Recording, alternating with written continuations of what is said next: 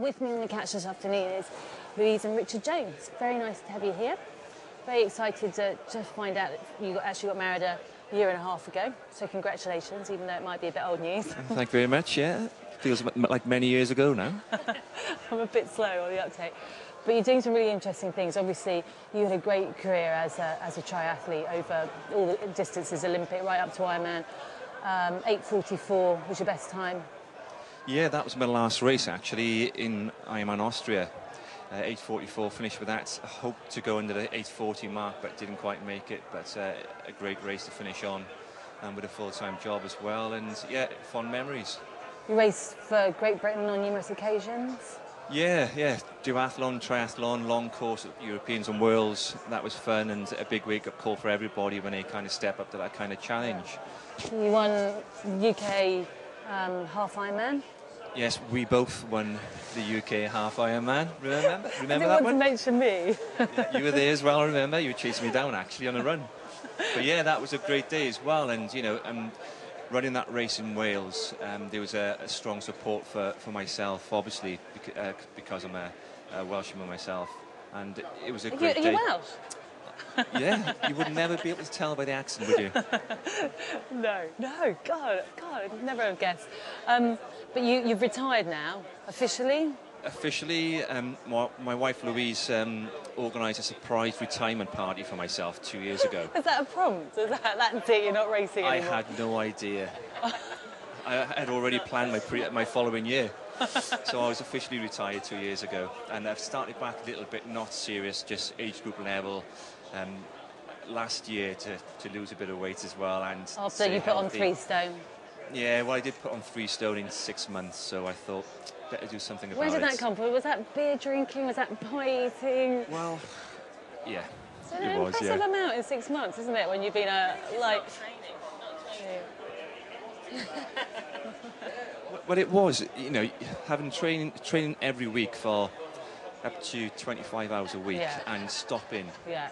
And I did do it the wrong way around. I did stop training immediately, and then went towards the life of a bit of beer, not so good foods, and living in a small village in South Wales. We have a great pub, so I thought I'd kind of try that for a while. It was good, very good. I'd just like to clarify on the surprise retirement party.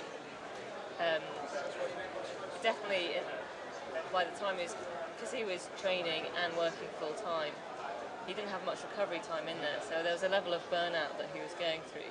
So when I threw, I knew that he'd finished, and I felt that he needed some closure to what he was doing because he'd been so successful as an athlete. So I think part of the reason why he's put 3 stone on afterwards, because he actually didn't do anything, and that's what he needed to do, just to relax and chill out and go out and have a couple of drinks with his mates to get that out of his system. And then now he's getting back to training again and getting some fitness back. Louise, you'd be well placed to kind of make those decisions because you are actually a sports psychologist yourself. Yeah. Currently working with the British archery team? I am, yes. Potential Olympians? Potential Olympians, obviously we've got Beijing this summer. Yeah. So a lot of my work now with archery is in preparation for that. So it's quite exciting. Some medal hopes in there. So. Great. Yeah, it's fantastic. Great. And that obviously will come to great use when you're doing your stuff with the Tri247 Richard and Louise's company, Tri247. You're basically, well, you're kind of 50% of the team. You're going to tell us about the rest of the team in a minute. But basically you run coaching, training seminars, training camps in England and abroad in Provence. Yeah, and we do online coaching programs as well. Yeah, and I guess the idea where we're coming from with the Tri247 has been very personable online. I think when people think of online coaching, they think of a generic program. Yeah. And that's something which we're a million miles away from, and we don't ever want to go there. So it's very personable. The feedback is on a regular basis, weekly basis. And actually, for myself as well, and I think it's kind of a cheesy thing to say at times, but to give something back to the sport as well, to share our knowledge, our experiences in races, so they don't have to make as many mistakes as we did when we first began. So sharing that kind of knowledge with athletes as well goes a long way to help them achieve their goals and to have a great experience within a great sport of triathlon. Definitely. And tell us a little bit about the camp in Provence that you've got. When's that happening? That's on May the 23rd, a week in Provence. We've been out there 3 times now, recceing, and have had trial camps. We take our team of athletes out there. It's an amazing place, having trained and raced all around the world. Provence is just literally, I was really surprised with the terrain, the mountains, real mountains, and climbing Mont Ventoux as well, a kind of spiritual climb within it all. Having climbed that a couple of times in a week nearly finished me off. But it's a beautiful place to be as well. It's very relaxed, laid back. The road surfaces are fantastic, and it's a great place to go.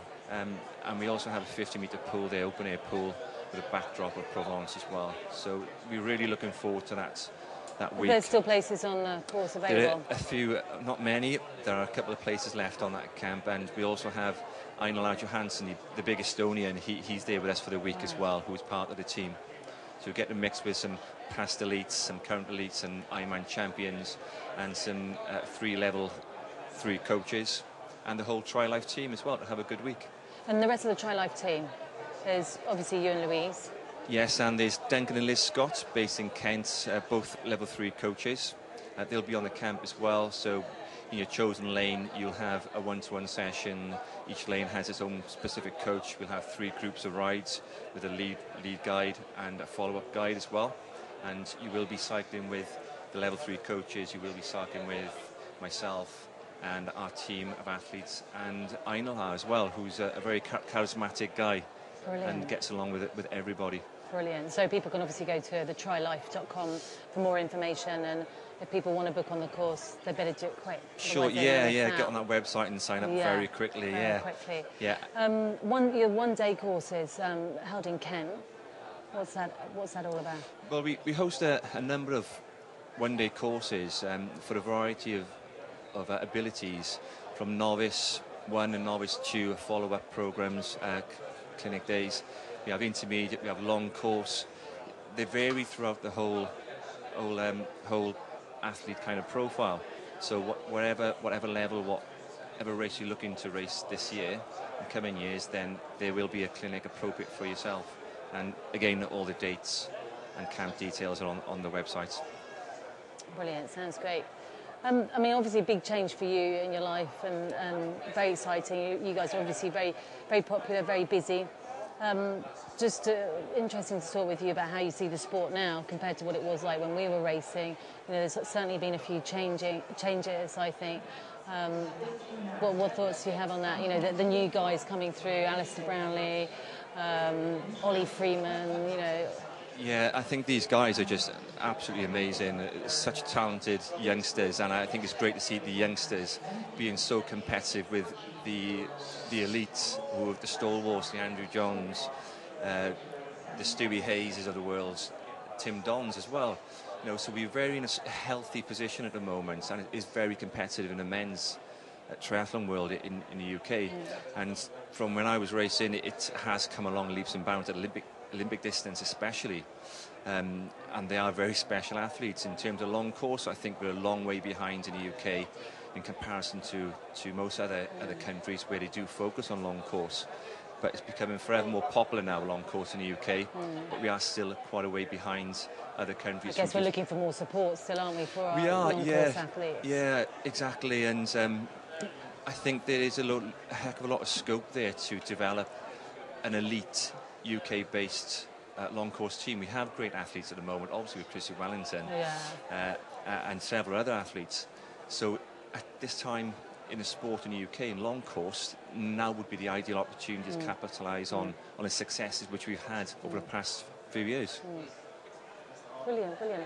Very good talking to you guys. I know you've got some seminars happening now upstairs, and it's great just to see you doing so well. So good luck for 2008. Thank you very much.